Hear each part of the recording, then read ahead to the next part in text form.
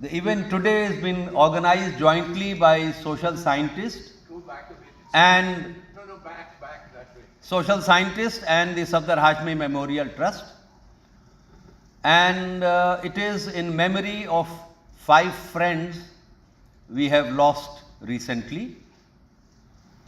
They were friends of social scientists and they were friends of Sahmat. There was Professor Ejaz Ahmed, Vivan Sundaram, Sunit Chopra, Anil Bhatti and Kumar Shahni. So this talk we have organized in order to pay tribute to them, and I'll ask Ram to come on stage and introduce the 5 friends of Sahmat, and also to introduce the speaker today. And I'll request Professor Romila Thapar to chair this session. And since Romila cannot climb the steps, we have made arrangements here, and I'll request both Romila and Akeel to come and take their place on these chairs. Thank you very much.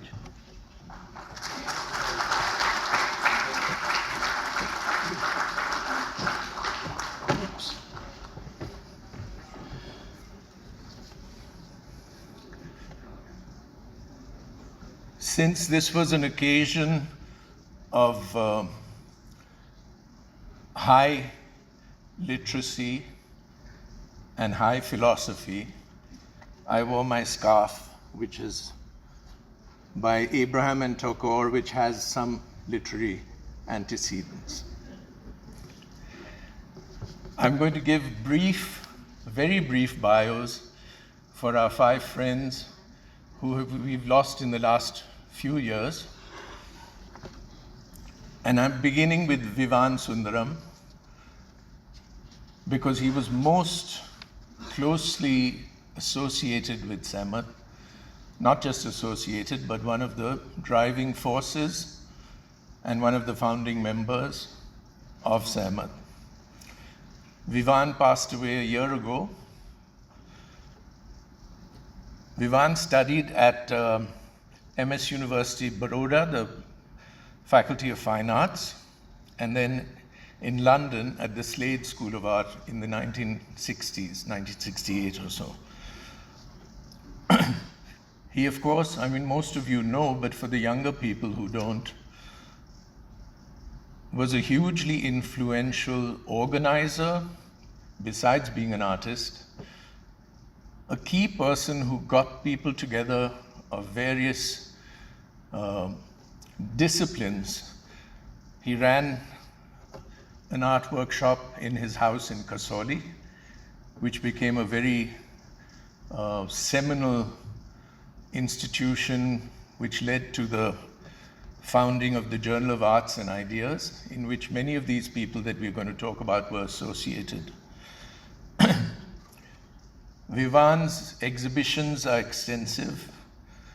His memorial, which was done after the demolition of the mosque in Ayodhya, was recently mounted in a very spectacular manner in the Tate Modern in London. That was his most recent exhibition, which sadly happened posthumously. Retake of Amrita, these are some of his publications. The Shergill Archive, the History Project, Trash, Gaga Waka, Postmortem, another recent exhibition. Some of the books of Vivan are out on the table outside.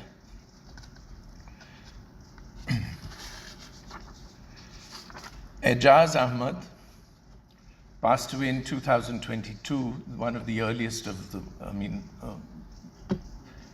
of the group that we are remembering. He was a classical Marxist who resisted efforts to import what he considered to be alien concepts in Marxism in the name of making it more realistic. His celebrated work, In Theory, Classes, Nations, and Literatures, contained a critique of Edward Said's Orientalism, that sought to establish the primacy of the classical Marxist tradition. His scholarship encompassed several disciplines: literature, literary criticism, history, philosophy, politics, and political economy. And he was also passionate about Urdu poetry and did a book on the ghazals of Ghalib, which he translated a set of ghazals into English and then gave those translations to poet friends in the US, who were English poets who interpreted those ghazals in their own idioms. It's an amazing book. He was a fellow at the Nehru Memorial Museum and Library, at Jawaharlal Nehru University also, and at Jamia Millia. He wrote extensively in Frontline and was a contributor to both Social Scientist and The Marxist. He was associated with the publishing house Leftward from its very inception, and with the online news portal NewsClick, which sadly had to shut down after the raids last year.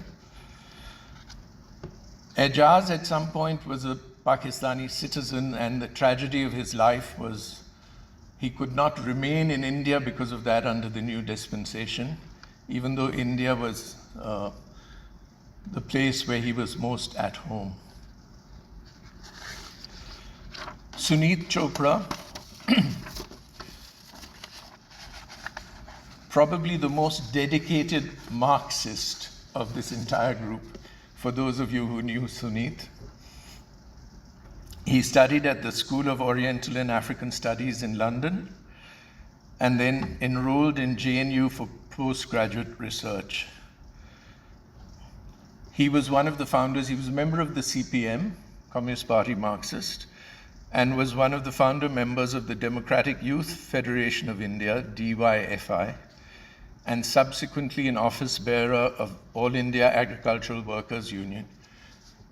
Suneet was passionate about art and became quite a well-known art critic, and also had amassed an amazing collection of art, especially of younger artists. All the auto drivers at the metro station here knew Suneet, because he would take the metro from Gurgaon and come here, and you still run into them when you get into an auto and they, say, oh, you're an associate of Suneet's. He was really a man of the people. Anil Bhatti was a student in Germany studying German literature and philosophy in the late 60s, came back to India in 1971, joined the Jawaharlal Nehru University. He was active, very active in the JNU Teachers Association, and later became chairperson of the Center for German Studies at the JNU and the dean of the School of Languages. Anil Bhatti was one of the people at the Kasoli Arts Center at the seminars which were being held there, and was one of the people who helped start the Journal of Arts and Ideas and was on its editorial board. The journal, which ran for many years and maintained an extraordinarily high standard, was an eye-opener to the intellectual possibilities that exist in the country. Kumar Shahani, filmmaker, studied at the Film and Television Institute of India, FTII, in Pune, where he was tutored by Ritik Ghatak, the great Bengali film director. Kumar was very closely associated with Sahmat, as were all of the preceding people I've spoken about. He and Mani Kaul became the kind of pair famous for launching a new language of cinema. Both were highly thinking filmmakers and broke boundaries of how film was made and how film was looked at and what filmmaking meant. After the FTII, he went to study in Paris and assisted the great director Robert Bresson in 1969 on his film Une Femme Douce. Coming back to India, he made a number of films: Maya Darpan, Tarang, Khayal Gatha, Kasba. Also documentaries on Kelucharan Mahapatra and a number of other documentaries. Char Adhyay on Tagore's stories. But the uniqueness of Kumar was he was not just a filmmaker, he was really an aesthetic philosopher, a very deep thinker, somebody that whenever you had a conversation with him, you really had to engage your mind. And it's a great, sad loss.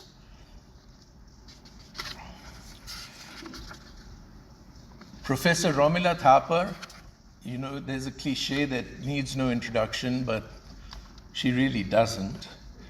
But Romila is emerita professor of history at JNU and a legendary figure there. She was general president of the Indian History Congress in 1983 and is a fellow of the British Academy and holds an honorary D.Lit. each from Calcutta, Oxford, and Chicago, amongst others. I don't know of the newest ones, Romila.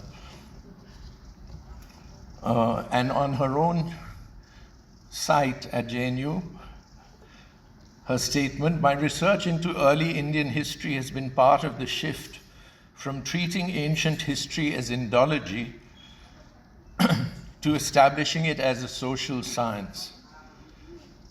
The two themes on which I have worked are the social and cultural history of early India, which involved asking new questions of textual data and integrating some archaeological sources as well, in attempting to understand the correlation of society, economy, and religion."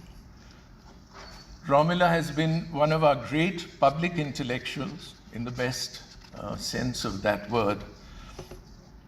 And some of her most recent publications, Our History, Their History, Whose History, which is 2024, The Future in the Past, Essays and Reflections, 2023, Voices of Dissent, an essay, 2023.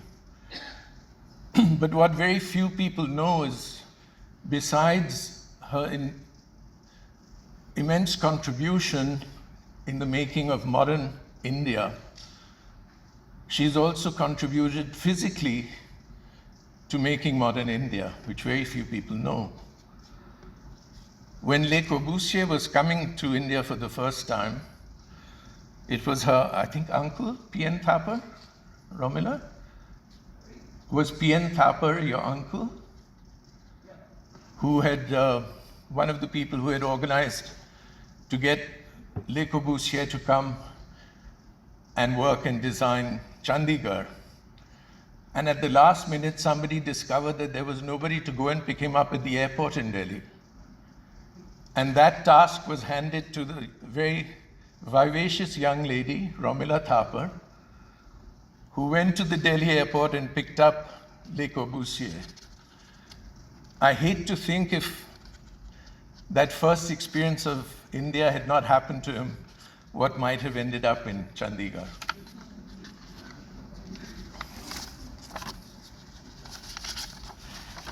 Akeel Bilgrami, who is to deliver today's lecture, studied at the University of Bombay, Oxford University, and the University of Chicago. Professor Bilgrami has two relatively independent sets of intellectual interests.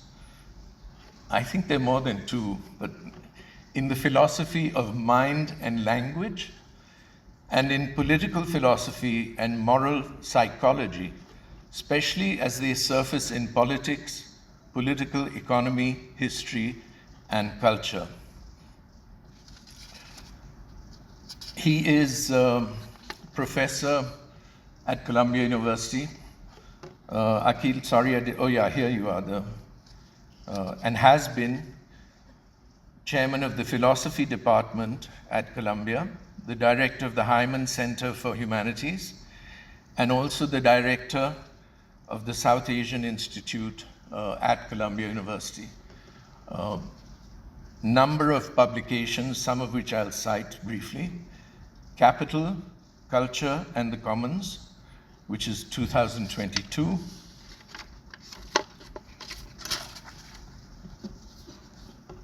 Marx, Gandhi and Modernity, 2014. Who's Afraid of Academic Freedom, with Jonathan Cole, which is 2014. His book, Secularism, Identity and Enchantment, was Harvard University Press publication in 2014. With these brief introductions, I hand over to Romila to chair this evening's session. Thank you.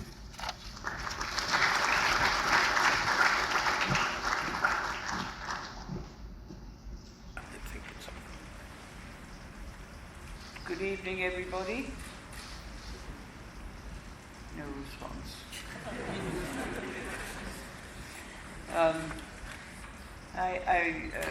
Let me begin by expressing my great delight at having been invited to chair this lecture. My delight being largely because I know very little about the subject, but I know that after listening to Professor Akeel Bilgrami speak on it, I will know a little more about the subject. And that's really what I'm greatly looking forward to this evening. Professor Akeel Bilgrami, speaking on understanding Gandhi on caste, will be a lecture on a fascinating subject by a brilliant philosopher. Terrific combination. One can predict that it will have many provocative thoughts as well as a few familiar ones, as is always expected in all really worthwhile lectures. We shall look forward to thoughts that illumine the subject. And the lecture this evening is, of course, very special, evaluating Gandhi's thoughts on caste when he was a nationalist politician. And incidentally, before he became famous with the Attenborough film, Akeel Bilgrami's understanding of Gandhi's thoughts on caste will focus on the 1930s, well before, and will move on into the later decades. There has been much quiet reflection on the part of many people in these very recent years on the kind of society we want, a reflection which is in part a reaction to society being taken this way and that and not knowing exactly which way it was going to end up.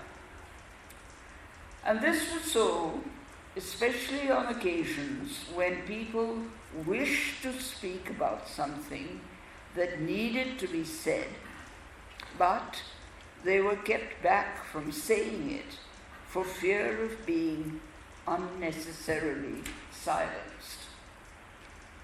Others spoke out in small or large gatherings and have held the rest of us together, both in thought and in action.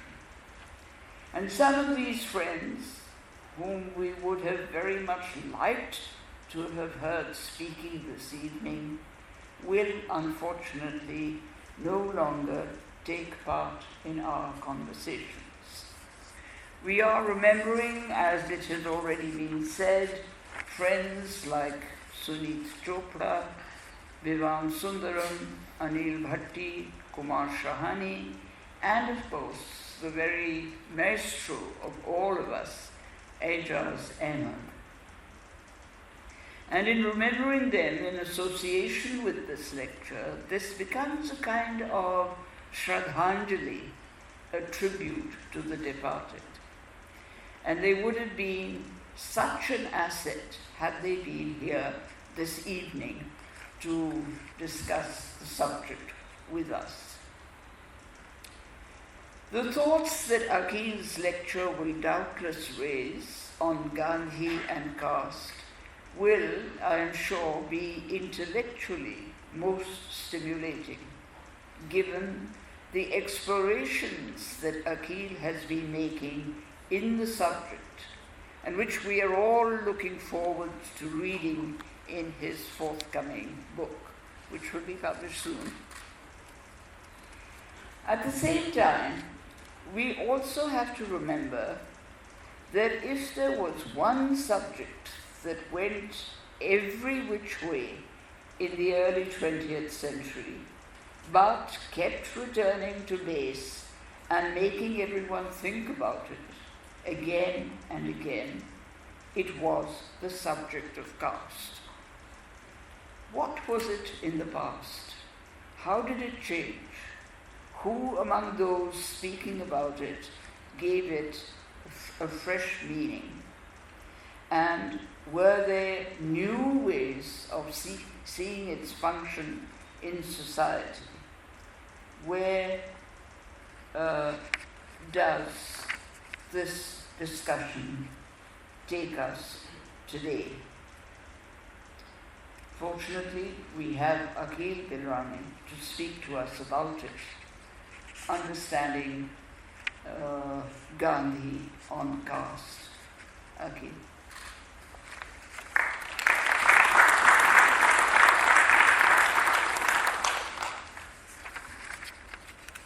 Thank you, Romila. Can you hear me? Yes? Yes.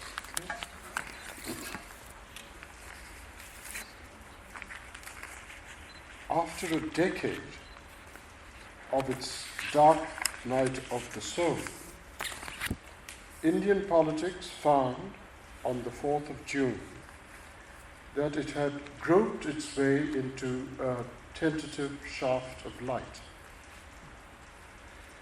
Though the sour stink of fascism is still in the air, we are now at least able to breathe.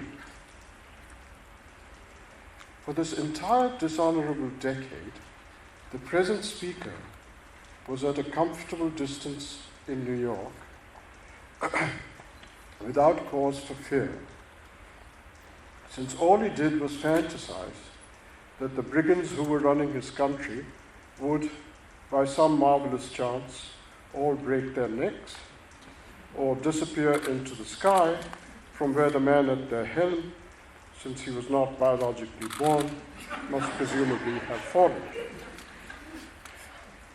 But we are assembled here to celebrate, in memoriam, 5 intellectuals and artists and activists who, like many others in this room, were at no comfortable distance at all, working on the menacing scene each day in their dissent and resistance. Even Ejaz, who was an unwilling and an enforced exile abroad in the years before his death, wrote regular dispatches to Frontline, joining Vivan and Kumar and Shuneet and Anil in their remarkable work here, each in their own imaginative way, contributing to the political ameliorations that now fill us with some hope. It's a tremendous honor for me to be by Professor Romila Thapar's side this evening to speak in their remembrance. My subject is Gandhi and the question of caste. The task I've set myself is modest, merely to understand what his views on that question were. Modest though the task is, it's also fraught, since those views have been the object of hostile invective for some years, and so even just seeking to understand them will appear to many as an apologetic, which I have no wish to produce since I am not a Gandhi bhakt. But I will say this, I don't believe that Gandhi's views on this subject have been understood with the necessary depth. It's fine to find someone to be wrong, so long as you get right what you think is wrong. And it's with that in mind that I'll now make some extended remarks which present the larger framework within which I think his ideas about caste must be placed. I don't believe that we can fully come to grips with the subject of Gandhian caste unless we situate it in his very deep anxieties about modernity, in particular capitalist modernity and the political structures of liberalism, which were, in his mind, surely accurately, an essential surrounding context of capitalism in the Europe of his colonial masters. Though, as is well known, Gandhi was not a socialist, a revolutionary socialist, even a glance at Swaraj reveals that he recoiled from capitalism every bit as much as Marx had done. His recoil, of course, was not based, as it was in Marx, on a deep and systematic diagnostic analysis of capital, but rather on a deep and systematic understanding of the effects of capital on the culture and the cognitive mentality of a society and its people. Let me begin with two preliminary state-setting points. First, it's well known that Gandhi repeatedly says that he believes in caste, but not caste as hierarchy, perversely putting the point by saying that caste as hierarchy is a distortion of the originary Varna ideal. What then is he contrasting caste as hierarchy with? One way to put it is that he believes in caste as heterogeneity, not hierarchy. I believe this is the right way to describe the great importance he placed on the need to retain the professional diversity of a society that is given to its people by the traditions of caste, conceived non-hierarchic. The concept of heterogeneity is apt because, for him, diversity of work and profession is one amongst the many other aspects of a general cultural diversity that he believed India's long-standing pluralism had always respected.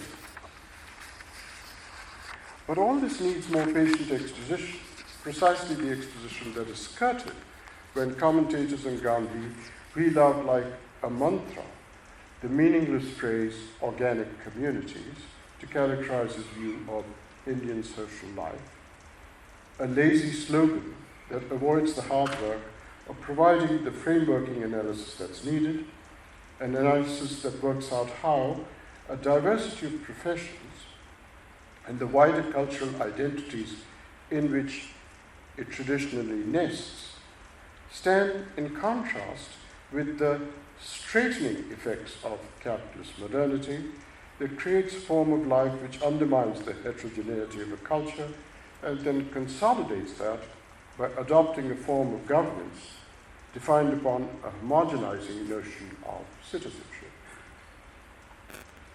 We mustn't forget that at the time when he was writing, the idea of multicultural citizenship had never been articulated as a political theory. That idea only surfaced with any self-conscious explicitness in the last 2 decades of the 20th century to address the problems that had slowly emerged due to post-Second World War migration from former colonies into European nations. So all that Gandhi could appeal to was an unself-conscious pluralism that he claimed was everywhere present in Indian history.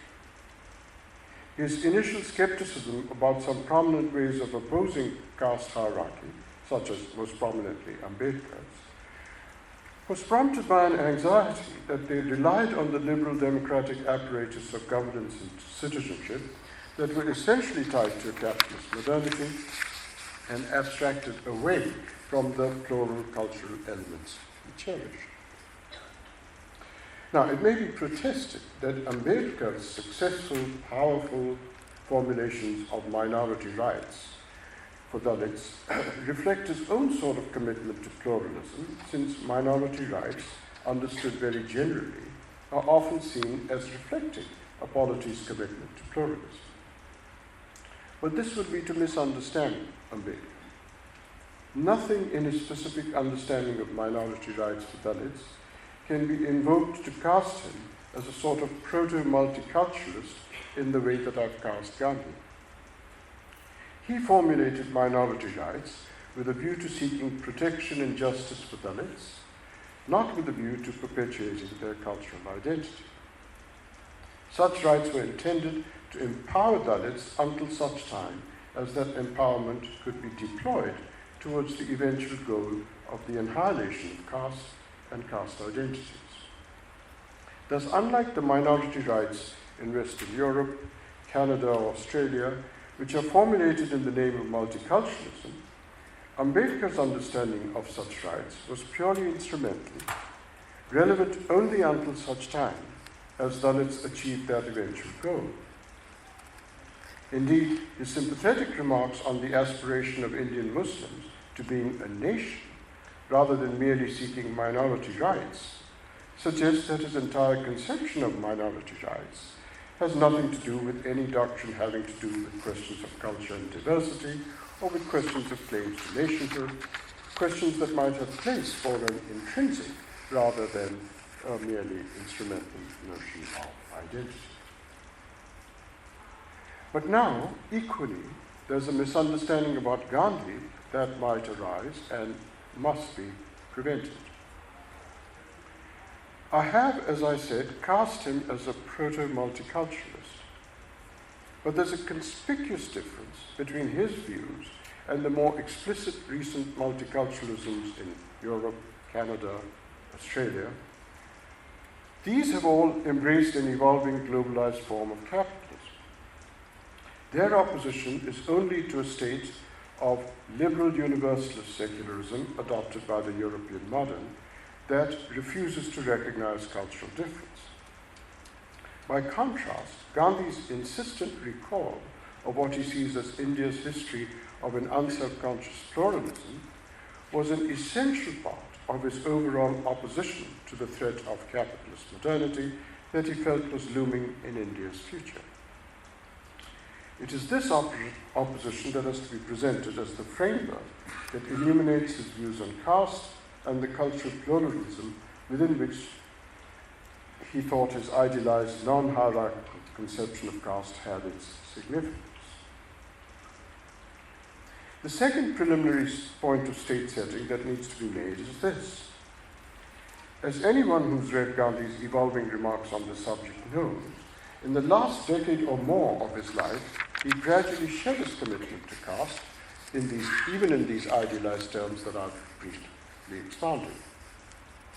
As early as 1935, indeed he began saying this as early as 1927, he famously wrote a piece in Harijan with the title and message, "Caste Has to Go," thereby converging in many of his views with Ambedkar, though even then with hopes for a different framework of thought than Ambedkar's unblushing adoption of the modern rubric of parliamentary legislation and liberal democracy. Once Gandhi realized that rubric had gradually come to be central in the formulations of a national movement that was gearing itself to acquire statehood, a rubric forced on it by the Crown's constitutional form of concessions towards Indian self-governance in the 2.5 decades before independence. Gandhi then altered his idealized stance on the subject of caste to adjust to that emerging rubric, even as he held out in his more visionary pronouncements for an entirely different and novel ideal of state and governance. All this therefore requires us to integrate Gandhi's idealized philosophical stances with his evolving activism in the struggle for Indian freedom, an integration that's bound to be tense and ridden with ambivalence for the glaringly obvious reason that activism, unlike philosophical reflection, speaks to more contingent demands. So the tasks at hand are complex and subtle, hardly surprising when dealing with a thinker as complex and subtle as Gandhi, and a political arena as complex and subtle as the national movement he led. Let me then begin on these tasks of providing the framework of Gandhi's attitudes towards caste by citing a remark he makes in a dispatch to Young India on 29 December 1920. The beauty of the caste system, he says, is that it does not base itself upon distinctions of wealth possessions. Money, as history has proved, is the greatest disruptive force in the world. So we must ask, what does he think life is before this disruption? And what is the significance of this disruption or his conception of caste as heterogeneity? To answer this question, you have to link these remarks about the disruptive effects of money to his related and repeated dismissal of the subject of economics and its laws as it developed in the West, and the notion of the economy that it studies. As he says, I'm quoting, I venture to think that the scriptures of the world are far safer and sounder treatises on laws of economics than many of the modern textbooks. And in case this was thought to be dogmatically anti-materialist, he explicitly disavows that, claiming instead that materialism, in the obviously true sense, had nothing to do with what economic studies by constructing laws. To quote him again, every human being has a right to live, and therefore to the wherewithal to feed himself and to clothe and house himself. But for this very simple performance, we need no assistance from economists or their laws. Like money, the notion of an economy and a subject that studies it distorts the relations to the world that Indians have for centuries inhabited. For Gandhi, to deny that there was any such thing as an economy in that sense amounts to the claim that all there is in India is society and culture, not economy.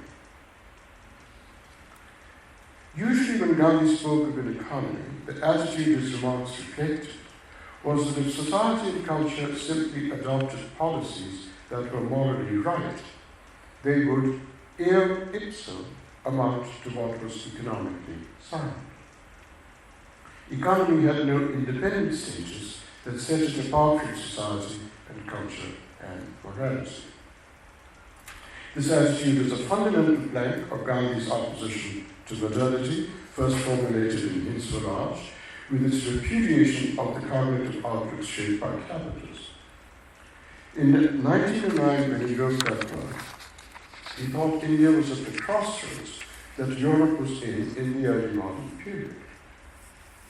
His shrill and harsh tone in that work reflected his desperate fear that India would seek to go down what he viewed to be the lamentable path of political economy and political governance that Europe had taken in the passage from its early to its late modernity. You must interpret all of the stances that I've cited about money, economics, the very idea of an economy, as a reflection of his refusal for India of this path of European modernity. But in doing so, we must find the right register for appreciating an essential quality of his refusal. One of the things that makes Gandhi so fascinating, especially for a philosopher, so here I'm declaring my own angle of interest in him, is not the obvious point that what we now see as his outdated commitments to the social features of an unrecoverable past were only questionably outdated in India in 1909, but rather that those commitments were very anxiously made by him, and as a result, sometimes expressed by him in shrill and harsh tones. It is the source of this anxiety that is important to grasp. The anxiety arose because he vividly, perhaps too vividly, understood just how attractive the possibilities of a world that overcame those features of the past might seem to those poised to reap those possibilities, without any regard or even any grasp of what it entailed for those not so poised. This complicated anxiety, I believe, is a remarkably honourable sentiment for a social thinker to possess, and honourable in a quite intellectual sense. Because when I say he vividly understood just how attractive the possibilities of modernity offered were, I'm saying that he actually found it understandable that they should seem that way, even as he constructed a quite resolute philosophical stand against it. And what I mean when I say that his finding it understandable amounts to something intellectually honourable, is that it amounted not merely to seeing why some would be attracted by what was on offer, but he further also thought that it would be insouciant for a social thinker, writing at the crossroads where he stood and wrote, not to see the point of those attractions. It is only with such a full empathetic understanding of what one opposed, he thought, that one gave oneself the intellectual right to construct a social philosophy criticizing the claims of modernity. This attitude, I believe, preempts any dismissal of his ideas as mere nostalgia or tradition. So what then is it to think that economy was to be equated with society, not to be seen as something standing apart from it? Gandhi's ideas about work are crucial to answering this question. When, as in India and in Europe too for centuries prior to modernity, an economy is not something other than or independent of society, work is not something that is undertaken for ends, that is, for making a living, rather than merely being a way of living. It only comes to be a means to further ends when money is erected into an object of a goal, something to be earned by one's work or what it can gain for us. It is this which then introduces the idea of economy as an autonomous sphere, abstracted from life or living, and not determined exhaustively, as it had been for centuries, by the fabric of social life itself. In Indian society, according to Gandhi, the routine structures of existence were all there was that motivated human actions and human work. There were no distinct economic motives. Not only did the millions of peasants that comprised Indian society simply do what custom demanded, or indeed what their masters demanded, even the masters, for all their possessions and privilege, only did what tradition and society demanded of them, whether religious, administrative, political, military, or courtly. Neither for peasant nor for overlord was there any angular orientation that was properly called an economic orientation.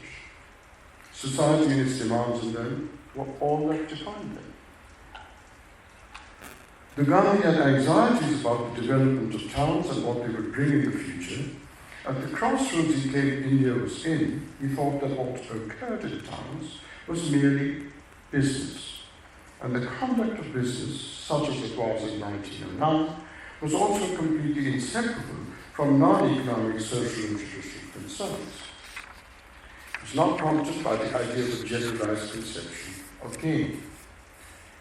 It is partly to shun this generalized conception and to stress instead this ongoing and long-standing nature of Indian society that he undertook to comment on one of the chief moral and social lessons to be learned from the Gita, that work must be undertaken as service and social and religious duty handed down to one by custom, rather than as something for ulterior ends of personal acquisition.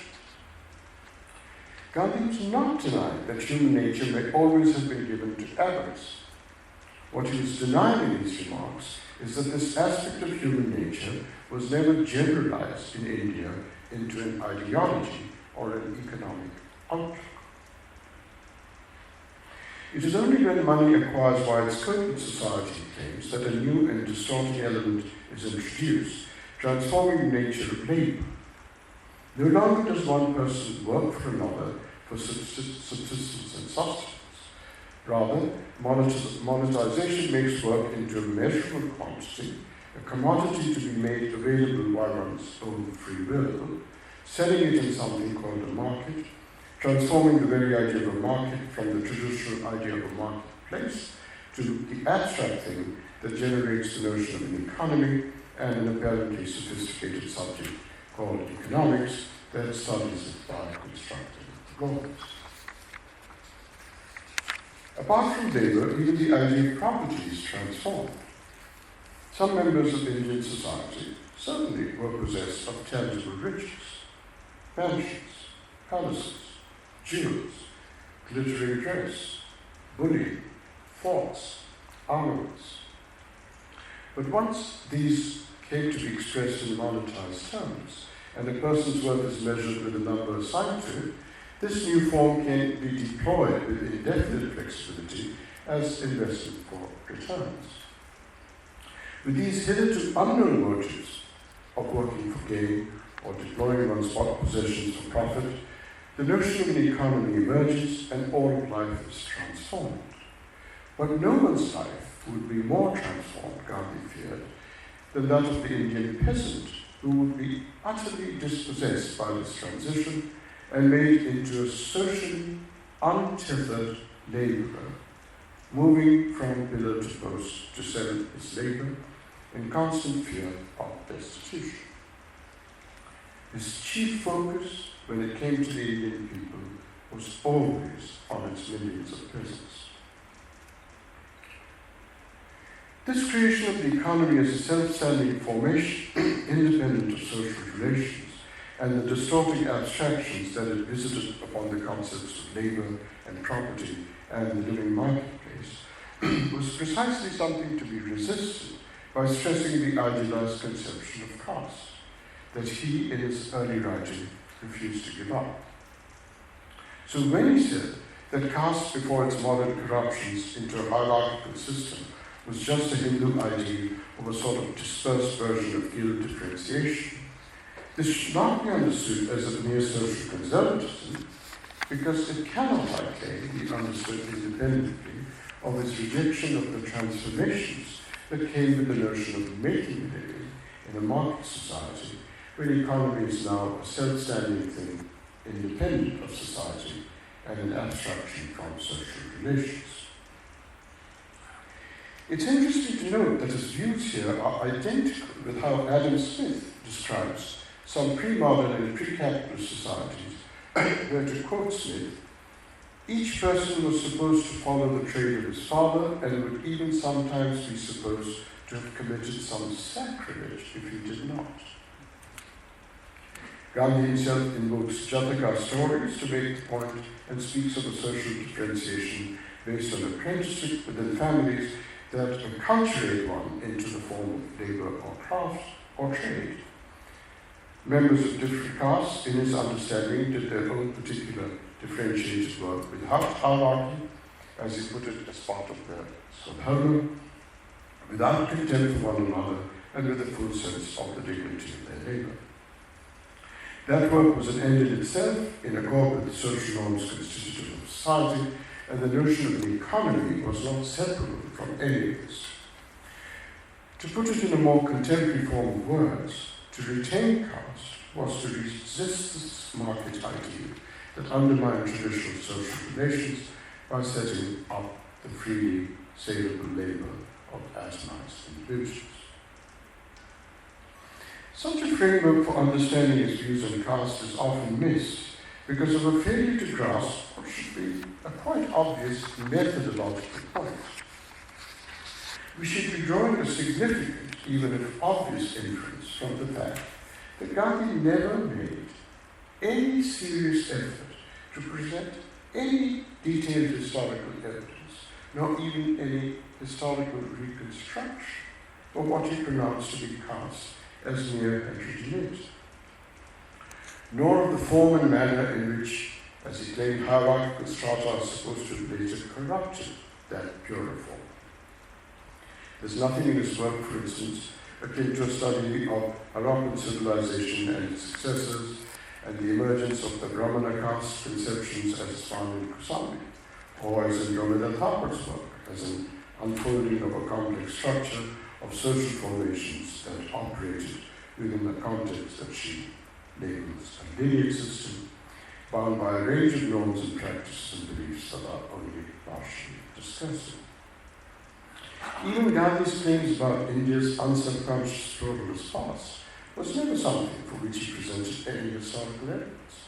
In fact, Nehru's discovery of India is a far more conscientious effort to do so, despite the fact that it is not viewed as a serious piece of historical scholarship. But it would be a comical form of misunderstanding to think, not that it has deterred many from thinking it, that because Gandhi offered no such evidence for his idealized conception of caste, that he was some sort of brash amateur historian making a false empirical hypothesis. In the commentary on the Gita, Gandhi said, he read the work not as history, but rather as myth and religion and poetry. But his disregard for history in the context of caste has a somewhat different theoretical motivation. The obvious yet significant inference to be made from his indifference to historical evidence is that Gandhi, as a social philosopher writing on caste, is invoking a conjectural past in a theoretical deployment of mythos with the same theoretical notion as a much more modernist mythos is invoked by any number of political philosophers who appeal to a conjectural past when they, for example, posit a social contract.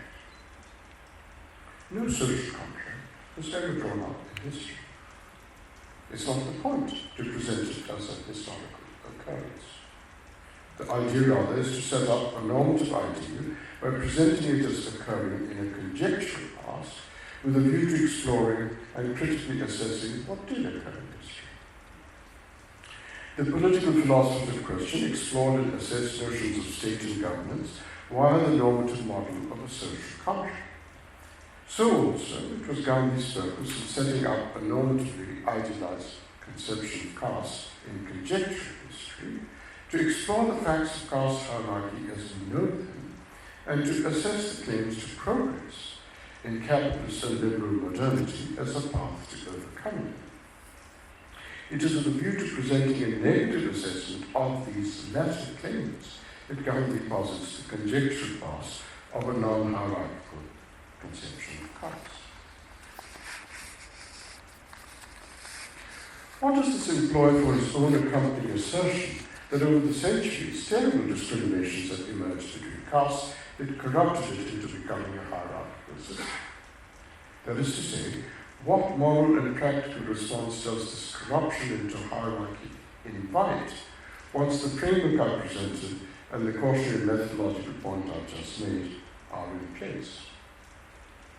From the point of view that I've been expounding so far, where there's no economy but only society, Gandhi could obviously only give one answer to this question.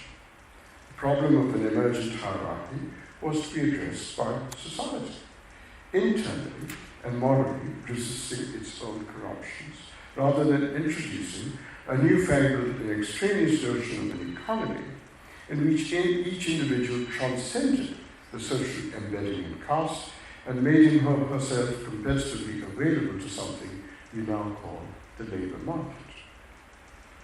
That would be to make labour a commodity, and his well-known remark in Hind Swaraj that caste ensured that each person followed his occupation without entering into a life-corroding competition was precisely intended to repudiate that prospect. For then, no longer would one man work for another in return for an assurance of subsistence and belonging. If one now as an individual freely sold one's labour to buy, and what one was competitively paid for it was not enough to sustain one, well, No one was responsible for that in this new freedom to be found in such a system. Certainly not the buyer. He had no responsibility over and above paying the price that he could get away with paying in what came to be called the market. What happens next is no care of his. Gandhi's economic idea of a trust, something that could not possibly be expected to be implemented in a market system so conceived, was precisely to ensure that that responsibility was not shirked in social relations. But such social relations were exactly what were undermined by the idea of a market, self-standing idea of an economy independent of social relations. So for him to generate such a notion of an individual freely selling his labour in the emerging ideal of a market was the wrong way of addressing the hierarchical distortions that had entered caste. Hindu society, led large by him as Indian society, qua society, not economy, must see internal moral resistance to these emerging hierarchical distortions. It's very important to point out here that Gandhi's ideas of this internal form of social resistance against society's stratifying corruptions was not the notion of religious social reform that had emerged in the last half-century before he was writing, which were drawing somewhat schizophrenically upon the ideals of European modernity, whose claims he was resisting. Rather, he was explicitly drawing upon much more folk and popular religious and spiritual traditions, bhakti, including the early Varkaris, his own Gujarati Vaishnavism, as well as various subwords of Gujarat, and an assortment of regional sects and movements which D. Nagaraj discusses in his excellent article on Gandhi, such as Satnam and Mahima, to name just two, all of which sought reform entirely outside the modernist liberal categories with which India's colonizers had influenced the newly emerging, intellectually minded social and religious reformer. Moreover, Gandhi also made clear that such internal social and moral change to overcome emerging hierarchies of caste is possible only in unalienated societies where individuals are able to think from a larger point of view than their own, just a point of view that's undermined by the relations that define a market conception of economy. If India were to address these emerging hierarchies that have contaminated the idealized conception of caste as diversified professions, by turning to capitalist modernity, one would have to rely not on internal moral resistance, but rather on what Marx called primitive accumulation, the process that dispossesses the peasantry from its embedding in existing social relations, which were no doubt exploited, and sends them, as Gandhi put it, from pillar to post to sell their labour to avoid destitution, migrating to towns defined by market relations, entering there to new form of exploitative class relations, and in Marx's vision, forming new solidarities to resist such exploitation, and thereby overcoming the hierarchies that had emerged in the class relations of their erstwhile peasant existence.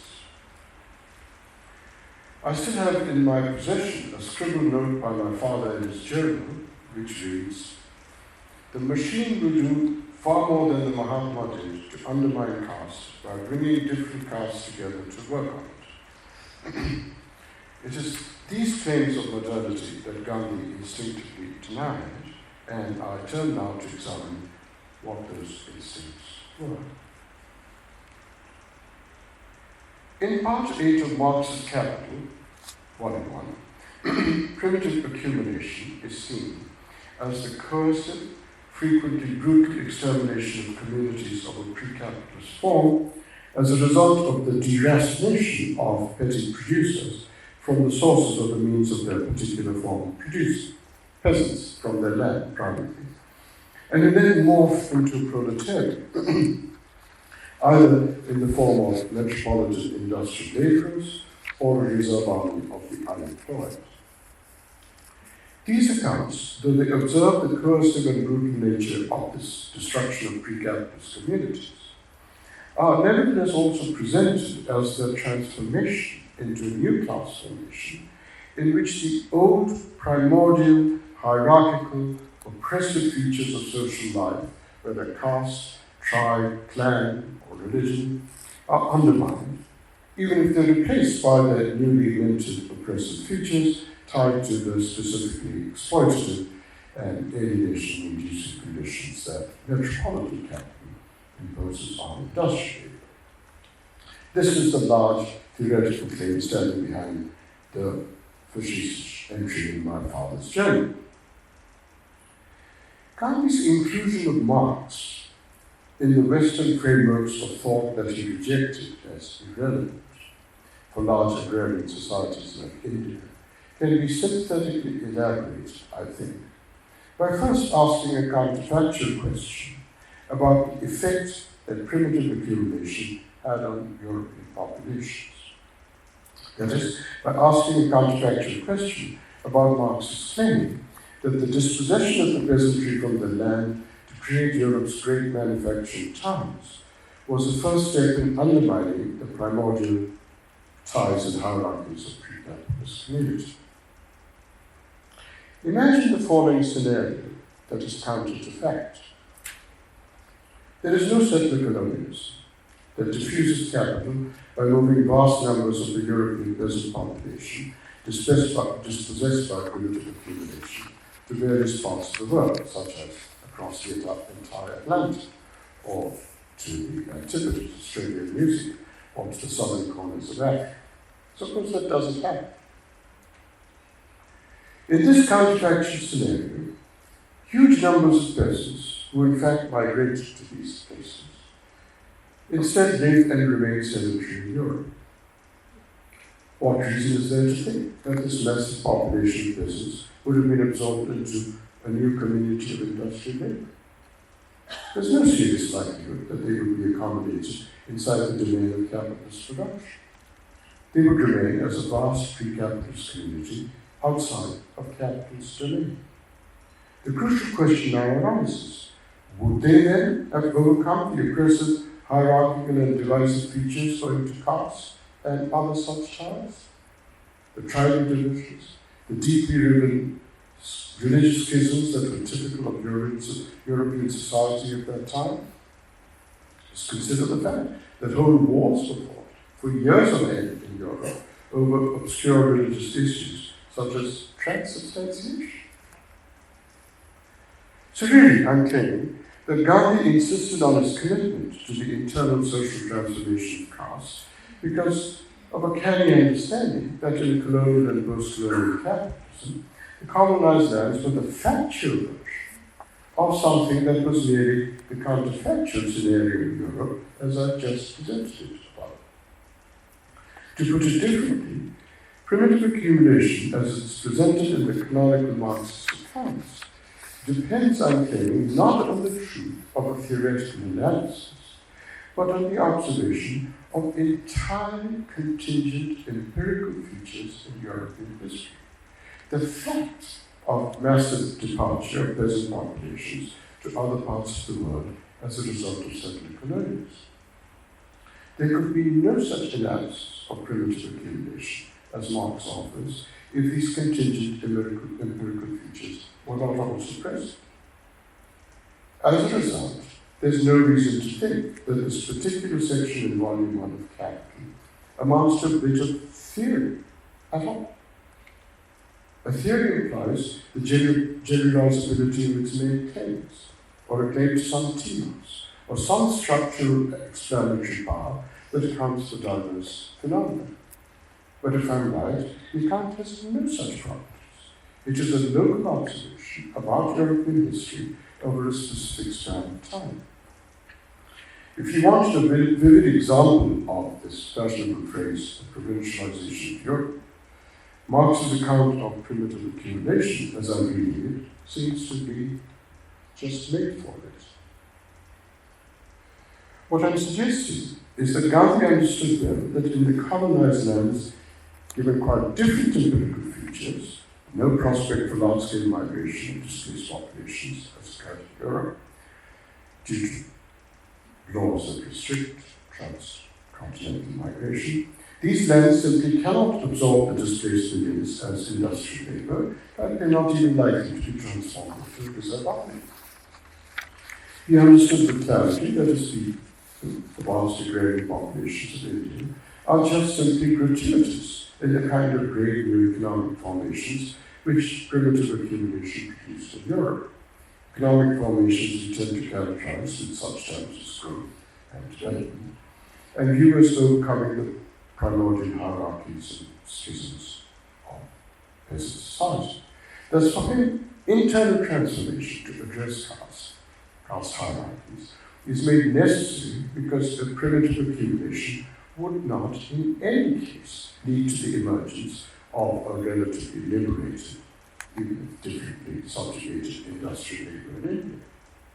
Instead, even industrial labourers would continue to be caught up in the primordial and hierarchical features of pre-capitalist community, something we see everywhere in urban India today, and in the politics of identity that surfaces not just in rural, but metropolitan India as well. Just to give one example, sociologists have observed that communal riots occur predominantly in cities, a symptom of the pre-capitalist community's metropolitan survival. Here then is where we are in the argument to understand Gandhi's attitudes towards caste. We've expanded his denial that Indian society in 1909 was characterized by an independent formation called the economy, and his insistence that in India, unlike Europe, it is society, culture, and morality, and nothing else that defines our relations to each other and the world, as well as shapes our motivations that yield our popular behavior.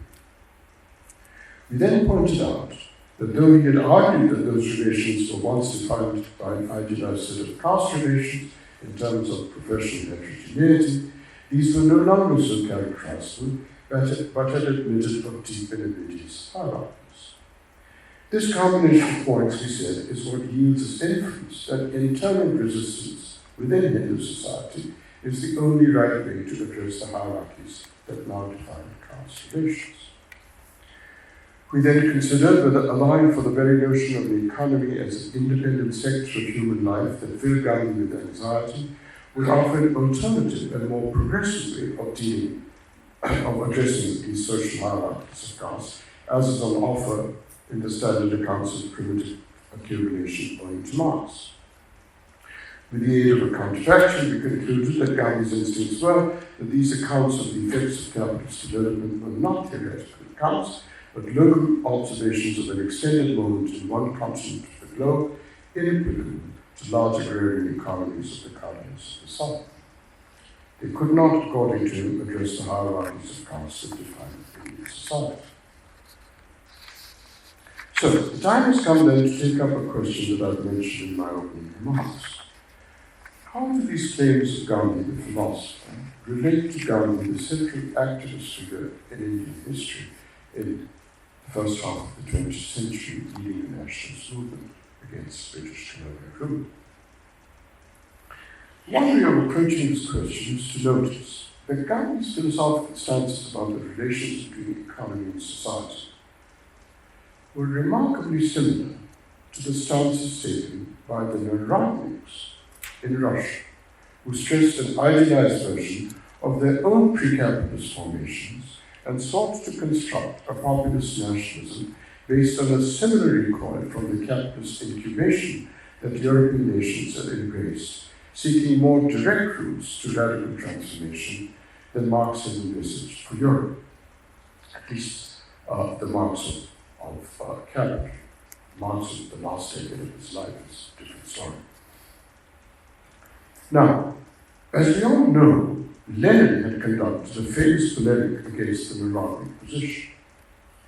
But what is not often noted is that Lenin had also made a distinction that is relevant to understanding Gandhi. In a work entitled The Economic Content of Narodism and the Criticism of it in Mr. Struve's book, Lenin writes this, and I'm going to quote some gorgeous passage that's Lenin. Here's the quote. I make a distinction between the old and the contemporary Narodism on the grounds that the former was to some extent a well-knit doctrine, evolved in a period when capitalism was still very feebly developed in Russia, when the petty bourgeois character of the Russian nation had not yet been revealed, when the practical side of the doctrine was purely utopian, and when the Narodniks gave liberal society a wide berth and instead went and worked among the people. It is different now. Russia's capitalist path of development is no longer denied by anybody, and the breakup of the countryside is an undoubted fact. Of the Narodniks' well-knit doctrine with its childish faith in the village community, nothing but rags and tatters remain. In place of aloofness from liberal society, we observe an intimacy with it. And it is this change that compels us to distinguish between the ideology of the peasantry of the old Narodniks and the ideology of the petty bourgeoisie of the later Narodniks, who had become like jails, with one face looking to the future and the other to the past with its obsolete social forms. What should be clear is that if there's an affinity between Gandhi and the Narodniks, he in his own mind would have viewed himself as falling under Lenin's characterization of the old rather than the later Narodniks. So the question before us is whether over the decades after Hind Swaraj, and more particularly from the 1930s on, Gandhi was altering his attitudes towards caste because the contingent opportunities that the Crown was bestowing upon the national movement by constitutional concessions towards self-governance were forcing him to withdraw his, to use Lenin's phrase, aloofness from liberalism, and finding himself having to keep in step with and respond to Ambedkar's, to use Lenin's rhetoric again, intimacy with liberalism. This transformation of the national movement was not restricted to matters of governance. What Lenin called Narodnik ideology of the peasantry, a label that in some crucial respects captures the Gandhian critique of capitalist modernity, could no longer fully dominate the national movement. Ambedkar was, from Lenin's point of view, par excellence the face of what he called the ideology of the petty bourgeoisie, with its wholehearted embrace of the liberal democratic apparatus. This was the ideology whose effects on the national movement forced Gandhi into chronic ambivalences and steered him to his exquisite reversals on caste, because he was now rendered by these contingent developments into resembling the later Narodniks, who Lenin describes as jailers' face, looking one face to the future, the other to obsolete social forms. Nothing displayed the ambivalences more than the events surrounding the signing of the Pune Pact.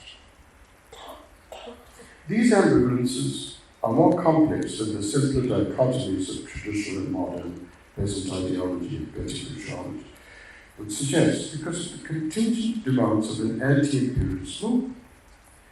Staying with Lenin's classical image, the Gandhi mask of genius that looked to the future had to now address the issues of the representation of Dalits in electoral politics. This may give one the impression that it's the other face of genius, looking to obsolete social forms, which exhaustively determined his stance that there should be no separate electorates. After all, didn't Gandhi say that separate electorates would undermine the unity of the Hindu people? But to take these words to be backward-looking in any simple sense is to misunderstand his motive, because that unity for him was, at bottom, the unity of the Indian peasantry in the freedom struggle, a unity that he regarded as indispensable for the struggle. Unlike the celebrated Russian meal, which was taken by both Marx for this last decade and the Narodniks to already reflect the promise of peasant solidarity in the fatherland, the peasantry in India, as Gandhi points out again and again, has to constantly struggle so as not to be divided by caste or religion. And it was this phase of Gandhi, that of the peasant ideologue of Lenin's description, as Narodnik, who wanted the entire peasant class to be mobilized in the national struggle, which was motivating him just as much as any concern about a unified Hinduism.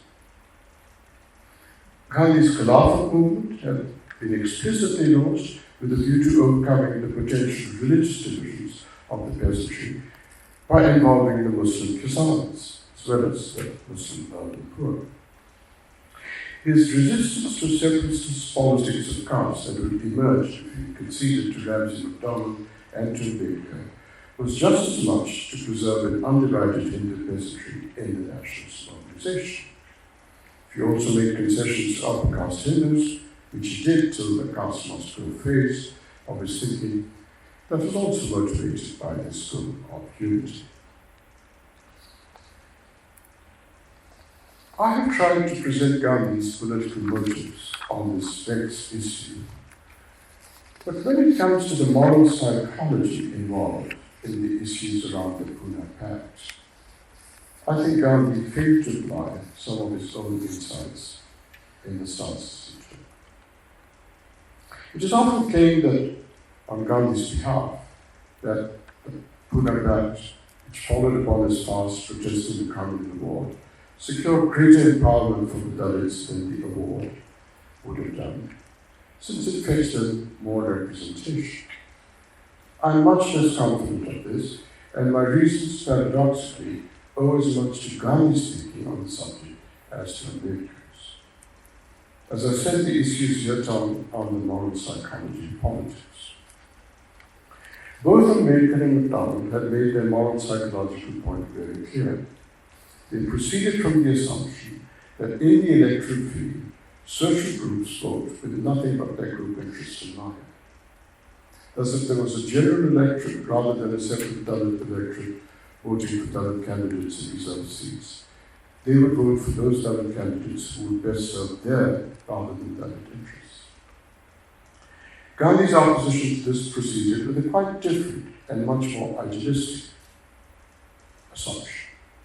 A group whose members are not socially alienated from each other will not vote with narrow factional self-interestedness, but vote from the point of view of what is best for the worst off amongst them. This commitment to an unalienated society is, of course, what both Gandhi and Marx, coming from their different political positions, have erected as an ideal. Gandhi's idealism on this matter is dismissed by his critics, beginning with Ambedkar in that period, with some recent commentators even dismissing this moral psychology as the hypocrisy of a Brahminical journalist. Remarkable acquisition to bring against a man who worked for decades at great cost to himself and eventually to his life to oppose untouchability. But even those who do make this acquisition dismiss Gandhi's stance as being too idealistic. In-group, out-group thinking, they say, cannot be avoided when it comes to parliamentary politics, and the face of the J.S. Gandhi that was forced to look to the future, where such politics have been imposed by colonial rule, was simply not facing up to the cynicism. My own view is that the failure of Gandhi's moral psychology of caste politics is not that he fails to face up to the truth in the assumption that social groups always vote with their own interests in mind. There's no wholesale crime in holding out for a more idealistic conception of what human subjects are capable of. Rather, it's Gandhi's failure to acknowledge that social groups, even when they're not cynical in this way, too often lack the imagination to really grasp the detail of the nature of the suffering of the more deprived groups, and thus fail to grasp what exactly it is that will but best serve their interests. As I said, paradoxically, Gandhi himself, at various things he wrote, acknowledged the importance of guarding against the inadequacies of human imagination. In 1921, he says, "I would be rather torn to pieces than disown my brothers of the suppressed classes. I don't want to be reborn, but if I have to be reborn, I should be an untouchable, so that I may share their sorrows, sufferings, and affronts, in order that I may endeavor to free them from their miserable conditions." In 1924, he says, "We must first come to live in living touch with them. By working with them, we must be pariahs too, and see how we feel to clean closets of the upper castes and have the remains of their tables thrown at us, Only then can we represent the masses. But these remarks are sensitive, both these remarks are sensitive to how much personal strife and striving must be undergone or undertaken before one can rise to the imagination that's needed. But Gandhi quite simply failed to acknowledge and guard against such failures of imagination when he insisted that we can rely on caste Hindus in a general electorate to vote for those Dalit candidates who would serve Dalits' interests best. And it cannot be claimed, as it sometimes is, that this sort of concern is mitigated by the tax provision that there be a first tier in the voting system that would allow Dalits to select the initial panel of 4 Dalit candidates who then, in the second tier, be voted on by the general electorate. The fact is that if as many as 4 candidates were up for election, there was wide scope for Dalits who had little desire to promote Dalit interests to get onto the panel of candidates. In the very period of the Punaka, prominent Dalit figures claiming to represent Dalit interests, such as N.C. Raja and G.A. Gawai, had shown their willingness to be co-opted by the Hindu Mahasabha. Had a Dalit of this kind found a place in the panel of 4 candidates in the first tier, the general electorate might well have voted him in on the second tier, out of a failure of imagination, even if not out of cynical self-interest.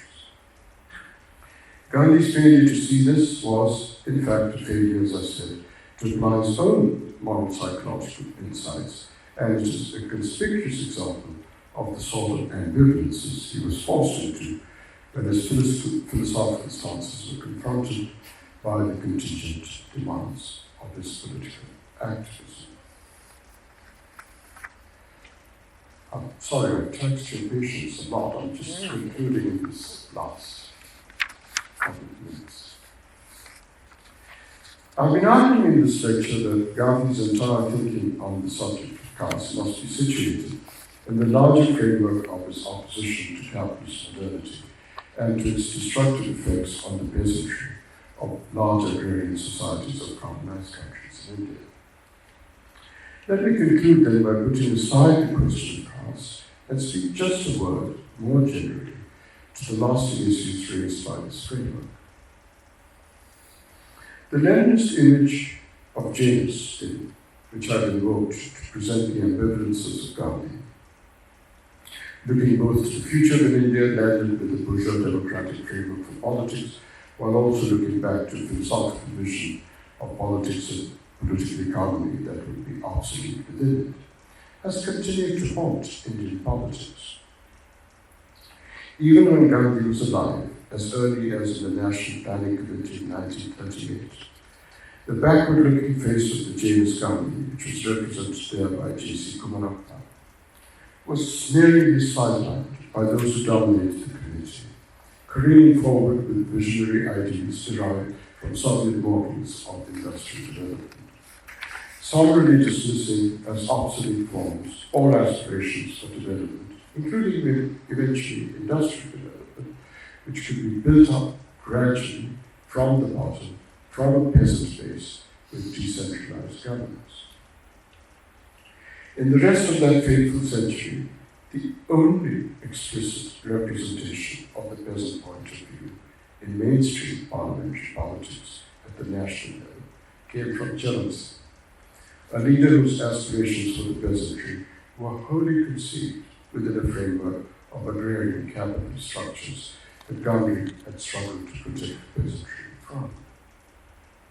It is this complete failure in our nation's politics to formulate a politics of regard for the peasantry outside the framework of bourgeois politics and its increasingly wholehearted embrace of late capitalist modernity that leaves us dangling to this day with completely unresolved questions about the peasantry's relations to fragmented, impermanently employed, barely unionized urban working population, to say nothing of the continuing unresolved questions of caste. Thank you.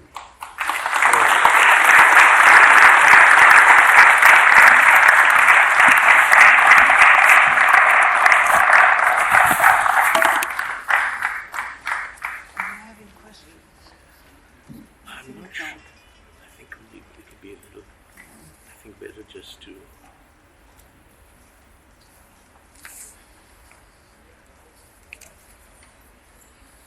I think we should move on to conclude the evening rather than getting distracted with questions, because it will be uncontrollable. At least I will not be able to control such a large audience, and the questions will be from anywhere to anywhere. And I say this because my own reaction to Akeel's lecture was a fascination with what he was saying, a wish that one could sit down with a small group and him and say, now look, I don't follow this. These are questions I want to ask. Will you sit down and answer them at length for me? This we cannot do this evening. I've taken the easy way out. I am simply going to talk about some of the notions from caste that came to mind as questions whilst I was thinking of what he was saying. Not necessarily related to Gandhi, but related, I think, to the very important questions that the debate between him and Ambedkar and his own writing, Ambedkar's writing, the national movement, what happened afterwards, questions that we haven't answered to this day. And let me sadly reiterate them. So if you will forgive me, listening to the lecture, I had the feeling that we had been shown the many nooks and crannies of the subject of caste, which we always tend to brush aside and say, no, that's not terribly important. But it's these little things that are, in fact, extremely important.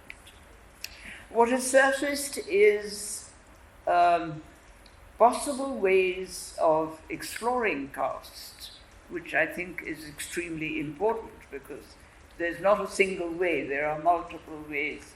And it's about time that these multiple ways were in conversation, in dialogue with each other, and not as they were once when the national movement was going strong.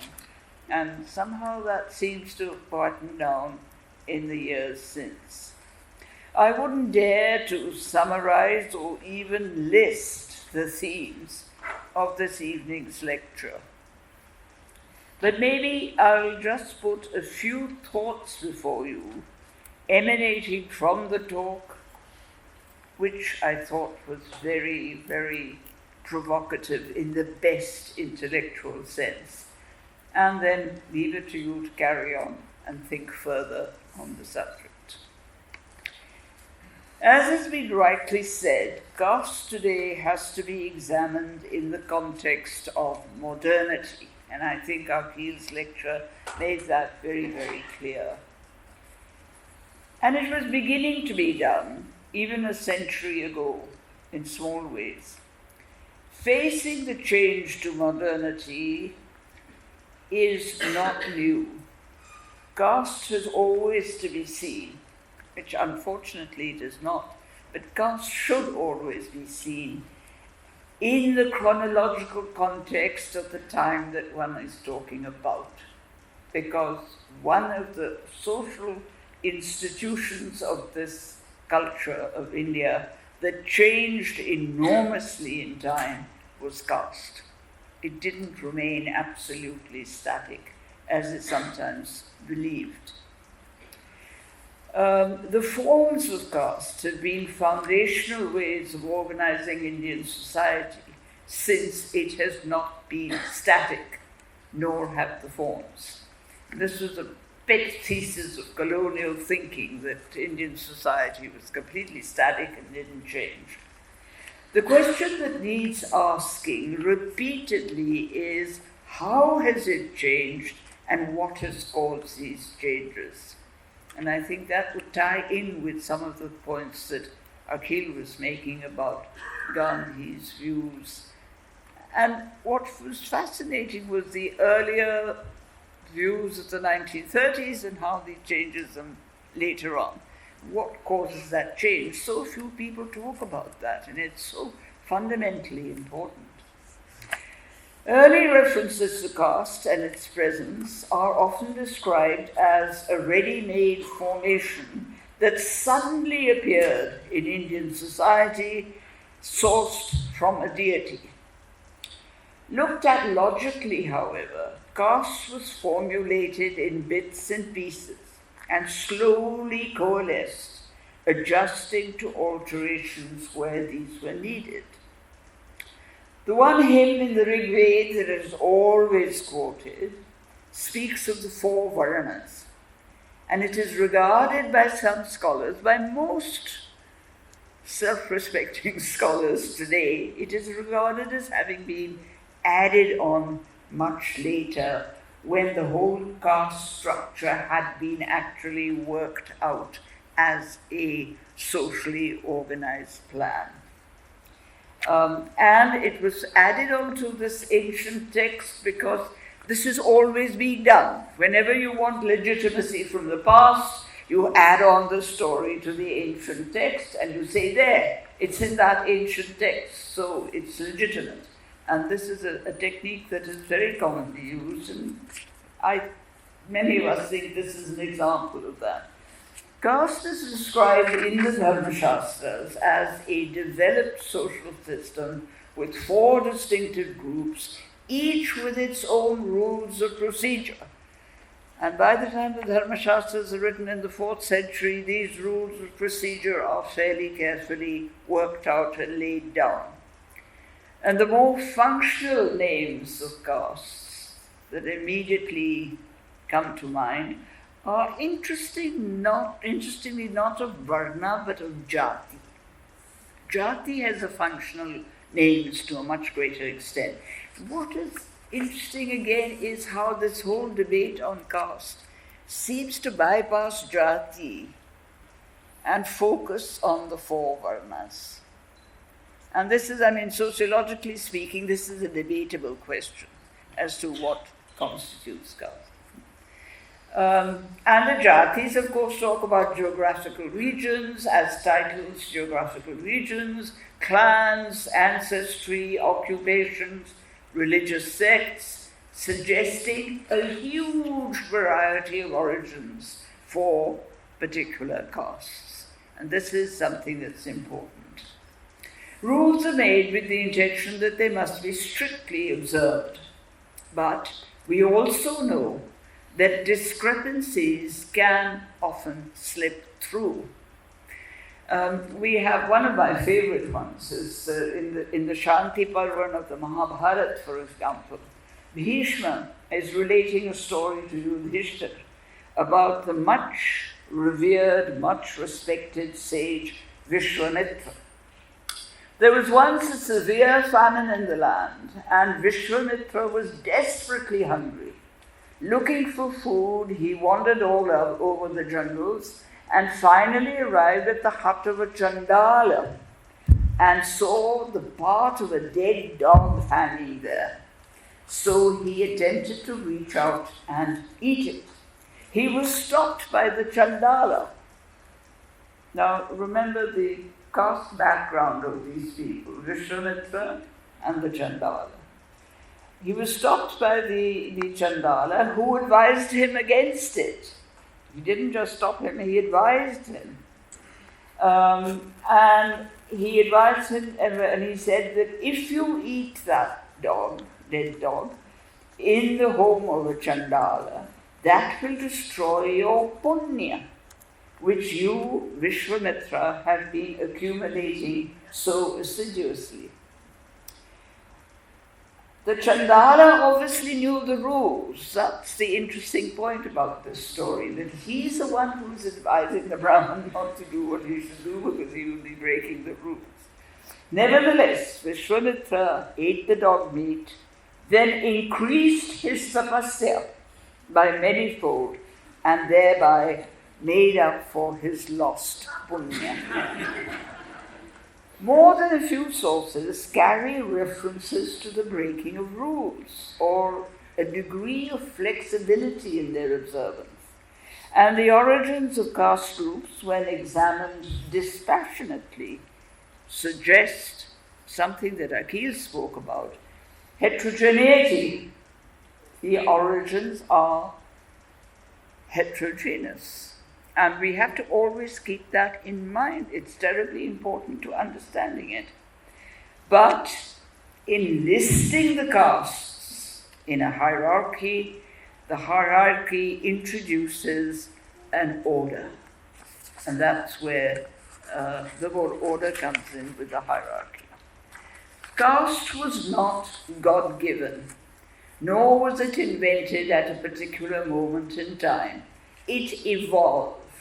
This is the important thing that we historians have been grappling with, explaining how it evolved from period to period.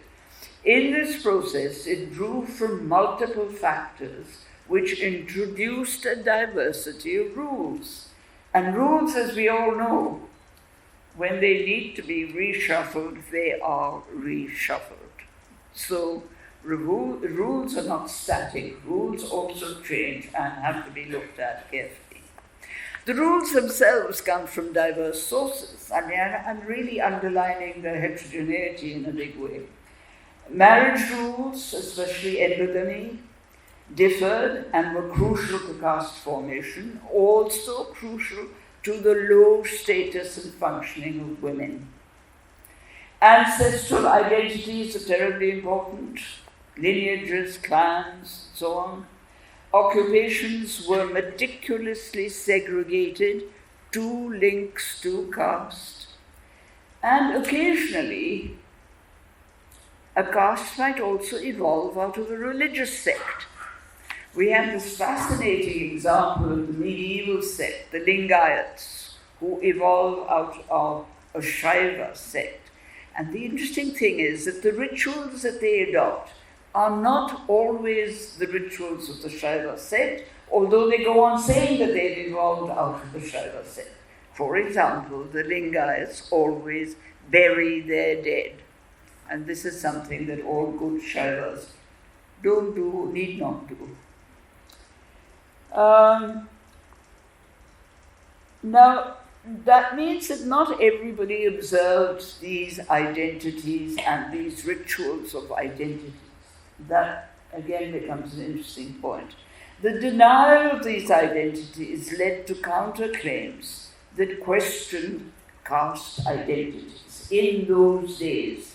For example, the earliest of these were around the 5th century BC, when the Shamanas, this general term that is used for the Buddhists, the Jains, the Ajivikas, some people also include the Charvak, the Shamanas, who constituted a substantial section of society, rejected Vedic deities and texts, and they were called Nastika, non-believers.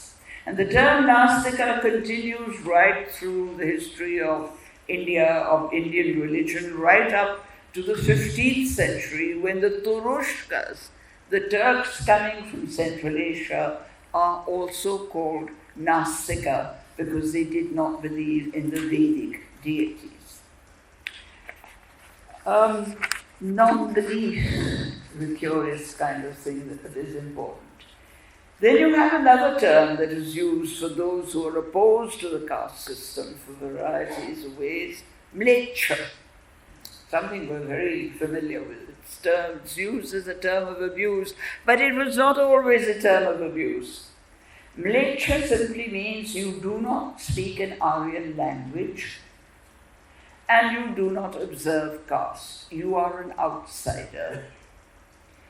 So that is another thing. Marriage rules, of course, could differ. Occupations were listed as polluting and pure. And I think that these lists and the reasons why they're given this kind of description is something that we need to explore a little more. So, in this interplay of heterogeneity and hierarchy, which I think is very important, and I'm glad in a sense that Akeel also spoke of it from a different point of view, but anyway, it's very important to the organization of caste. It requires a particular belief about society. If you don't believe it, you're not part of it, you're a Gnostic. It requires people to control the hierarchy. Remember, the moment you put something in a hierarchy, someone has to come along and say, I am going to determine how the controls go. And that is exactly what happened when this heterogeneity was put into a hierarchy. People emerged who said, I will determine how the controls go. And that is partly why you get the Dharma Shastra and the 4 divisions. And the question to ask, it's a tempting question, it's a question to ask that was every hierarchy requires an axis. It's built around something. The question to ask is, was the notion of purity and pollution this axis in the hierarchy, as it seems to have been? Where did it come from? We're not very clear about that, and it's again something that could be looked up. Now, hierarchy, once it comes into existence, also encourages a split from what's acceptable to what is not acceptable. And this gives power to those who are defining purity and pollution and defining the reasons for the hierarchy. And the split, in this case, by the time you get to this kind of period of the late first millennium AD, there's much talk about a split of society into the Savarna and the Avarna. The Savarna are the castes that observe the Varna rules, that work according to the Dharma Shastras. The Avarnas are those that don't have those rules at all. They have no uniformity either. They don't have 4 neat groups. No, they're all over the place. They are described then as the Antyaja and the Asprishya, the ones on the edge and the ones you cannot touch. Were the Avarnas in a larger number than the Savarnas? This is a question which I think is important because it gives a certain strength to one or the other. And of course they are seen as uniform. And the question that should also have been asked 1 century ago when all these issues came up in the 1920s and 30s was whether the existence of one category required the other category in opposition. In other words, is a hierarchy straight running, smooth, going from top to bottom? Or is there a break where that group is against this group, as it is in this case when you talk about Savarna and Avarna? The first group, the Savarnas, could suppress the Avarnas through controlling their labor. And I think that whole discussion that you brought in about the peasantry is very, very crucial to this understanding of it. But it's presented in this hierarchy as a mythology. Purity and pollution comes back again. No one talks about it as labor. They talk about it as pollution. These are polluting groups. Why are they polluting groups? We don't know, but they're polluting groups.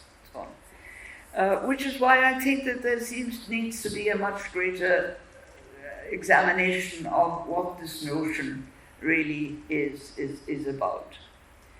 And again, there are discrepancies in the use of this term, which I find quite fascinating. A Hindu trader from Multan, which is on West Punjab, donates a well in a settlement in the Palam area around here, near Delhi. He donates a well, digs a well, donates it, puts up an inscription saying, I come from Multan, my family consists of this, and this, and I'm donating this well, and I'm donating it by the grace of our superb Sultan, Muhammad bin Tughlaq. And there's a huge verse of praise for Muhammad bin Tughlaq, and it ends up with saying, and he is a mleccha.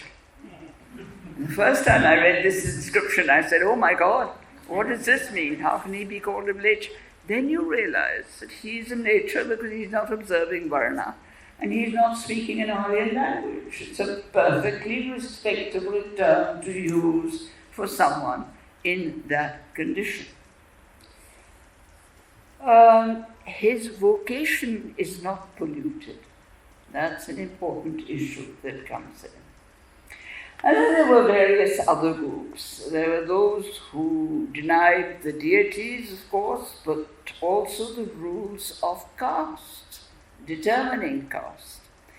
I mean, if there's one society that has been full of people that have thrown aside the social rules and said, no, we will go and live on our own in isolation, it's Indian society. The sants, the sadhus, the shamanas, the peers, you name them by the 100, every area has them. So all these people come to the fore and say, no caste for us. They deny caste, they deny all the rules that go with the caste, and the breaking of the rules is important to their identity. Now, I think that this is not important only in terms of numbers, but it's important because it's an attitude of people that are living in the midst of society and then moving out and going and forming their own institutions, like the monasteries and the dargahs and so on, which are different from societies. So the sants and the sadhus and the shamans and all have a kind of role to play in denying caste, which is important. And renouncers deliberately give up their caste identities, project themselves as outside caste society. This would have been problematic. What do you do with people like that? I mean, how do you accommodate them? Do you put them somewhere? Or what kind of status do you give them? They're not scavengers. They're performing the highest vocation in society. They're the learned people. They're the ones who are discoursing on religion. Yet they're denying caste and saying, we're outside all this. We don't believe in caste. What I'm trying to suggest is that even prior to modern times, there was a debate on caste categories. Maybe sometimes I feel that we should try and link up modern studies with earlier studies, because I think we tend to dismiss the early ones very easily.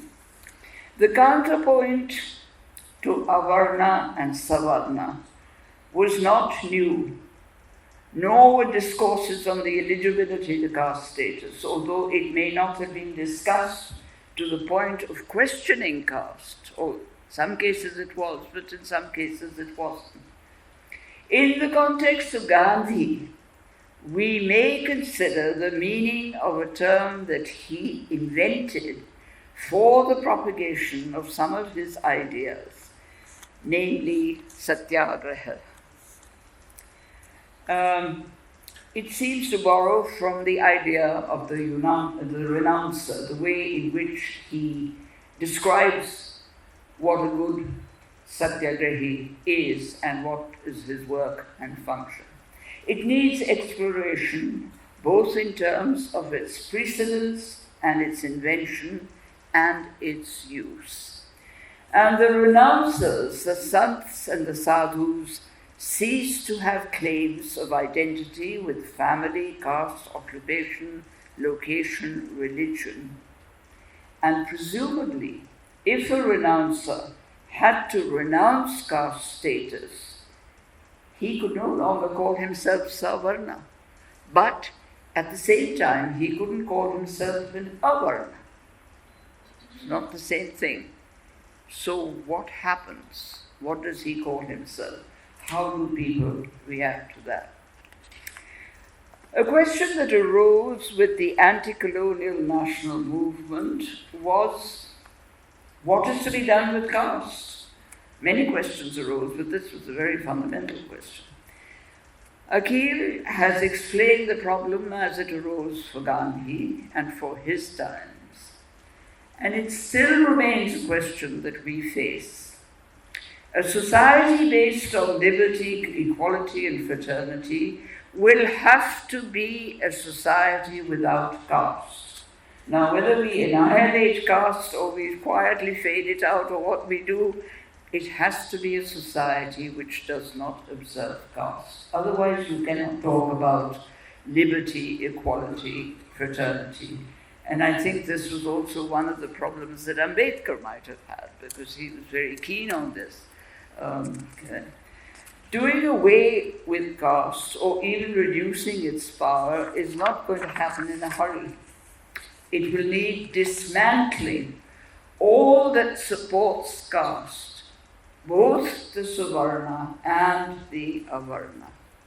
That is all the little niggling fittings that go into society which uphold the Varna system will have to be dismantled as much as changing the rights, obligations, duties of the Avarna, or the untouchable. So I think that maybe one should begin to see it as the interplay of these two segments together rather than simply the one group that has to be improved. Its dismissal also requires replacing many Savarna facets. Given the context of modernity, institutions that define the past and the structure of society have to give way to more challenging configurations. And this is something we must understand, that it's not just being anti-caste, it's seeing caste in a historical context in which these changes are absolutely essential. We couldn't do better in all of these discussions and dialogues than to clarify our ideas through more conversations with Akeel. So come again. And for the moment, at any rate, I hope there will be more occasions. Thank you very much indeed.